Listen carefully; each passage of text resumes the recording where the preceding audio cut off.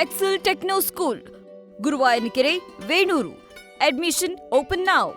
ಬಿಲ್ನ ರಾಜ್ಯಪಾಲರು ಕಳಿಸಿರಿ, ಅವರು ಕ್ಲಾರಿಫಿಕೇಶನ್ ತೊಗೊಬೇಕಿತ್ತು, ಬಟ್ ಅದು ಈಗ ರಾಷ್ಟ್ರಪತಿಗಳ ಅಂಗಳಕ್ಕೆ ಹೋಗಿದೆ ಸರ್. ಅದೇ 28 ಅಂಶಗಳನ್ನು ಅವರು ಕ್ವಶನ್ ಮಾಡಿದ್ದಾರೆ. ಅದನ್ನು ಮಾಡಿ ಅದನ್ನು ರಾಷ್ಟ್ರಪತಿ ಕಳಿಸಿದ್ದಾರೆ. ಅದು ಮುಂದೆ ನೋಡೋಣ ಏನಾಗುತ್ತೆ ಮುಂದೆ.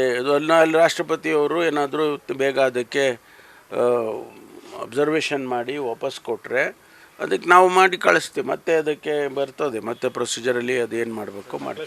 ಗೌರ್ಮೆಂಟಿಗೆ ನಾವು ಪಾಠ ಕಲಿಸ್ಬೇಕು ಅಂತಲೇ ರಾಜ್ಯಪಾಲರು ಈ ಥರ ಮಾಡ್ತಿದ್ದಾರೆ ಅನ್ನೋದು ಪ್ರಶ್ನೆ ಉದ್ಭವ ಆಗ್ತಿದೆ ಸರ್. ನೋಡಿ, ನಾವು ಕಾನ್ಷಿಯಸ್ಲಿ ನಾವು ಆ ಹೇಟ್ ಸ್ಪೀಚ್ ಬಿಲ್ ಅಂತ ತಂದಿದ್ದೀವಿ, ಸುಮ್ಮನೆ ಏನೋ ಇದಕ್ಕೋಸ್ಕರ ತಂದಿಲ್ಲ. ಇದೆ ಫ್ರೀಡಮ್ ಆಫ್ ಸ್ಪೀಚ್ ಇದೆ ಅಂತೇಳಿ ಏನು ಬೇಕಾದರೂ ಮಾತಾಡ್ಬೋದು ಅನ್ನೋದಾದರೆ ಅದರ ಇಂಪ್ಯಾಕ್ಟ್ ಸಮಾಜಕ್ಕೆ ಏನಾಗ್ತದೆ?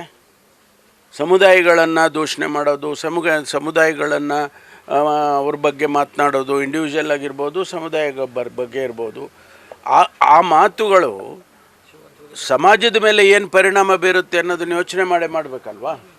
ಅದಕ್ಕಾಗಿ ನಾವು ಆ ಬಿಲ್ಲನ್ನು ನಾವು ತಂದಿದ್ದು.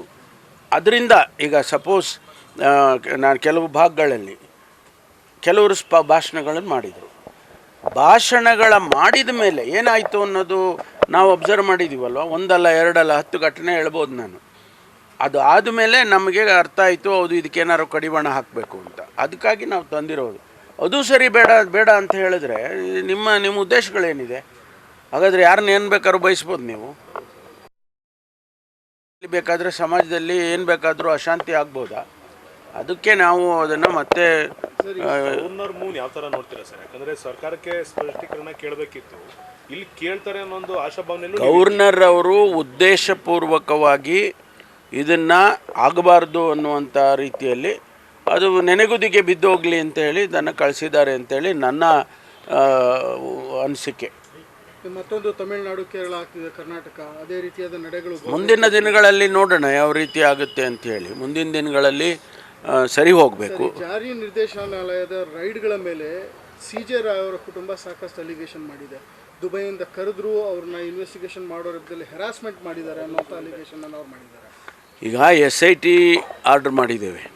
ತತ್ಕ್ಷಣ ನನಗೆ ಏನನ್ನಿಸ್ತು ಅಂದರೆ, ಸುಮ್ಮನೆ ಸ್ಪೆಕ್ಯುಲೇಷನ್ಸ್ ಮಾಡೋದು, ಬೇರೆ ಬೇರೆ ರೀತಿಯಲ್ಲಿ ಹೇಳ್ತಕ್ಕಂಥದ್ದು, ಅದೆಲ್ಲ ಆಗಬಾರ್ದು ಅಂತೇಳಿ ಇಮಿಡಿಯೇಟಾಗಿ ನಾವು ಇನ್ವೆಸ್ಟಿಗೇಷನ್ ಮಾಡಿಬಿಟ್ರೆ ಅದಕ್ಕೆ ಗೊತ್ತಾಗುತ್ತೆ ವಿಷಯಗಳು ಅಂತೇಳಿ SIT ಮಾಡಿದ್ದೀವಿ. ಆ SITನಲ್ಲಿ ಏನು ಬರುತ್ತೆ ನೋಡೋಣ. ಯಾರ್ಯಾರ ಇದು ಪಾತ್ರಗಳು ಏನೇನಿದ್ದಾವೆ ಅಂತ ಹೇಳಿ ನೋಡಬೇಕಾಗುತ್ತೆ. Sir, Kottur triple murder case body ಸಿಕ್ಕಿರೋದು ಕೊಟ್ಟೂರಲ್ಲಿ, ಬಟ್ FIR ಇಲ್ಲ ಅಲ್ಲಿ ರಿಜಿಸ್ಟರ್ ಆಗಿರೋದನ್ನು ಅಲ್ಲಿ ಟ್ರಾನ್ಸ್ಫರ್ ಮಾಡೋದಕ್ಕೆ DCP ರವರು ಬಿಡ್ತಾ ಇಲ್ಲ ಪ್ರತಿಷ್ಠೆ ವಿಚಾರಕ್ಕೆ ಅಂತ ಒಂದು. ಇಲ್ಲ, ಆ ರೀತಿ ಏನಿಲ್ಲ.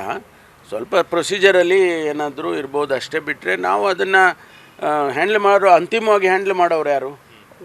ಇಲ್ಲೇ ಆಗಲಿ ಅಲ್ಲೇ ಆಗಲಿ ಪೊಲೀಸೇ ಅಲ್ವಾ. ಅದನ್ನು ಪ್ರೊಸೀಜರಲ್ಲಿ ಅಡೆತಡೆಗಳು ಇರ್ಬೋದು, ಅದನ್ನು ಸರಿ ಮಾಡ್ಕೊಂಡು ಮಾಡ್ತಾರೆ. Ultimately they have to do it. Thank you. News First, ನಿರ್ಭೀತಿಯಿಂದ ನಿಮ್ಮ ಪರವಾಗಿ.